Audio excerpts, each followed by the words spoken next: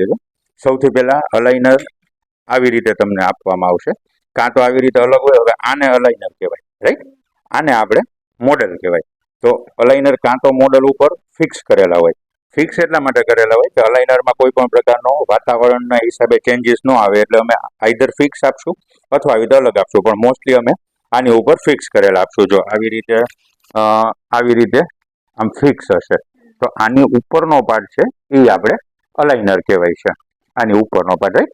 હવે આમાં બે ત્રણ વસ્તુ ખાસ જોવાની। એક તો અહીંયા તમારું નામ હશે, છે અનેરીબેન, જો અહીંયા શું આ તમારું નામ છે, રાઈટ। હવે પછી એના પછી એક નંબર હશે, આ છે 01, મતલબ પહેલા નંબરનો, અને આ આપણે દંત અલાઇનર છે, આપણું અલાઇનરનું નામ। એટલે તમારું નામ એક તમારે કન્ફર્મ કરી લેવાનું કે તમારું નામ જ છે।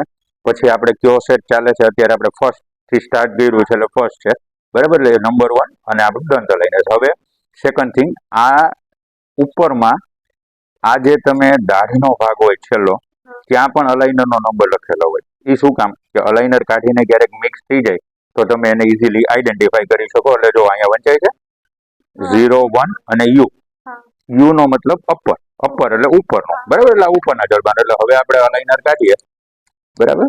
આવી રીતે પછી તમારે બેક સાઈડ થી કોઈ પણ ઇન્સ્ટ્રુમેન્ટ અથવા હાથેથી આરામથી નીકળી જશે। અને મોડલમાંથી આપણે નીકળ્યા પછી આવી રીતે યુઝ, આ ઓલરેડી યુવી સ્ટરાઇલ હોય છે એટલે આને બીજું કોઈ ક્લિનિંગ કરવાનું હોતું નથી। નવું અલાઇનર તમે સ્ટાર્ટ પહેરી શકો। આ છે અને આ લોવર છે।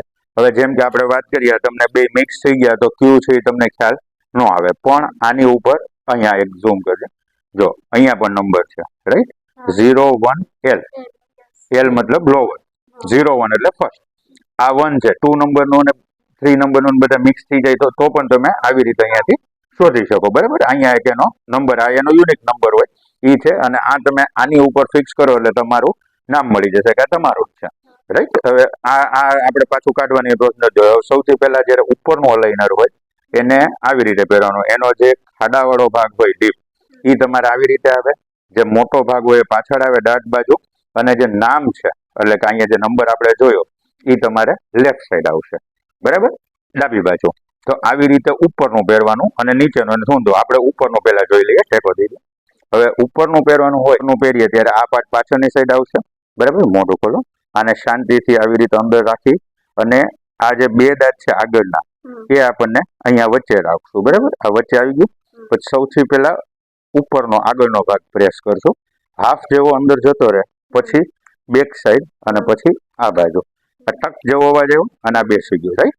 હવે આમાં એક બે વસ્તુ ખાસ જોવાની કે અલાઇનર જે બેસે એ ટીથ ની ઉપર એકદમ લેયર કરેલું હોય, આપણે કેમ શરીર ઉપર કપડા હોય અથવા કાગળ ઉપર લેમિનેશન, એટલું જ ઊંચું હોવું જોઈએ। આનાથી વધારે ઉપર આપણે આવી રીતે બેસાડ્યું પછી આનાથી વધારે ઉપર ના રહેવું જોઈએ। અત્યારે બેઠું છે પરફેક્ટ છે, રાઈટ। તમારે પેઢા ઉપર એના ઉપર થોડું દબાણ આવશે એટલે તમને ટાઈટનેસ ફીલ થશે। દરેક નવા અલાઇનરમાં ટાઈટનેસ ફીલ થવી જોઈએ, બરાબર। બીજે ક્યાંય વાગતું ન હોય, તમને પેઇન નહીં થાય, તમને દુખાવા કરતા અલગ, એટલે કે ટાઈટનેસ ફીલ થશે, રાઈટ। હવે આપણે નીચેનું, તો નીચેનામાં તમારે આ જે નંબર છે અહીંયાનો એ જમણી બાજુ આવશે, બરાબર। આ જમણી બાજુ આવી છે એટલે આના દાંત ઉપરની સાઈડ હોય એવી રીતે આપણે કરવાનું।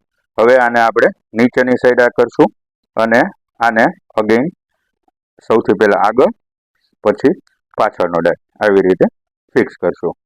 ખ્યાલ આવી ગયો?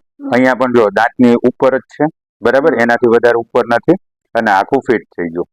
બંધ કરો થોડું, દાંત બંધ કરો, દાંત હજી દાંત બંધ કરો, ઓકે, જોયું, દાંતની ઉપર જ છે। અને નોર્મલી આ તમે આમ જુઓ તો કોઈને ખ્યાલ ન આવે, ઉલટાનું દાંતમાં જો શાઇનિંગ જેવું આવે છે, રાઈટ। નીચેનામાં કઈ વાગતું નથી ને, ઓકે। તમને ટાઈટનેસ ફીલ થશે, અને ટાઈટનેસ હંમેશા 3 થી 4 દિવસ 5 દિવસ ફીલ થવી જોઈએ।